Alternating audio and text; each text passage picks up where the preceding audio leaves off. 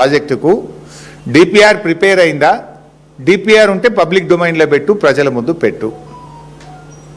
ఒకవేళ DPR prepare కాకపోతే ఎందుకు నువ్వు పేదల ఇల్లు కూలుస్తున్నావు? ఎందుకు ఆ పేద మధ్యతరగతి ప్రజలకు నోటీసులు ఇచ్చి నిద్రలేని రాత్రులు ఎందుకు గడిపేలా చేస్తున్నావు? నేను అసెంబ్లీ డాక్యుమెంట్ మీ ముందు పెట్టబోతా ఉన్నా. ఇది మొన్న పోయిన అసెంబ్లీ సెషన్లో జనవరి 2026. ఇది this answer is approved by honourable chief minister కింద చూడండి. ఈ సమాధానము ముఖ్యమంత్రి యొక్క సంతకంతో ఆమోదంతో ఆ శాసనసభలో పెట్టామని, ఇది శాసనసభలో ముఖ్యమంత్రి గారు ఇచ్చినటువంటి సమాధానం. Question number 1363. The details of the progress achieved regarding the Musi revitalization project.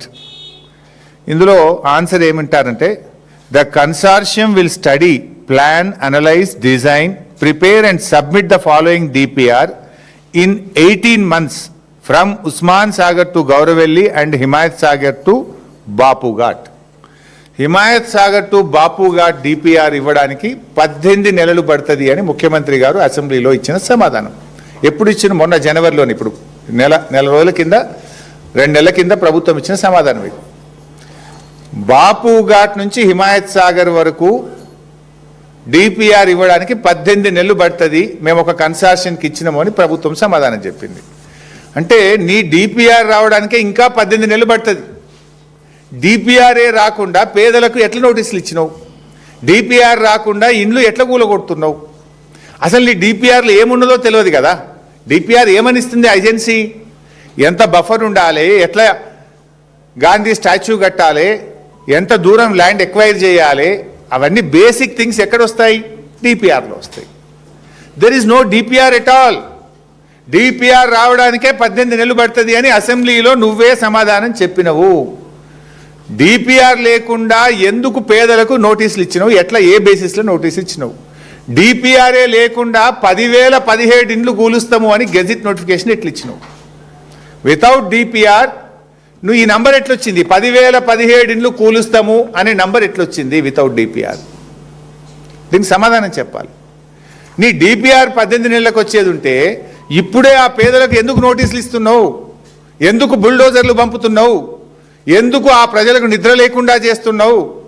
ఎందుకు ఆ పేదల ఇండ్లు చాదర్ఘాట్లో 300 ఇండ్లు కూల్చినావు? దీనికి సమాధానం చెప్పు.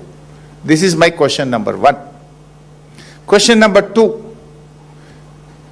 అసలు మూసీలో నువ్వు చేసేది ఏంది? మూసీ నది ప్రక్షాళన చేస్తావా? మూసీ సుందరీకరణ చేస్తావా? మూసీ పునర్జీవన్ చేస్తావా? What is that you are going to do? Please clarify. Is it ecological purification or aesthetic beautification? ఏం చేస్తారు మూసీలో మీరు? ప్యూరిఫికేషనా, బ్యూటిఫికేషనా? ప్రజలకు చెప్పు. ప్యూరిఫికేషన్కు మేము సహకరిస్తాం. We're with you, we will support the government. If it is beautification, if it is lootification, if it is demolishing the houses, we will not support. We will not support. You please clarify. ఏం చేస్తావు అసలు మూసీలా?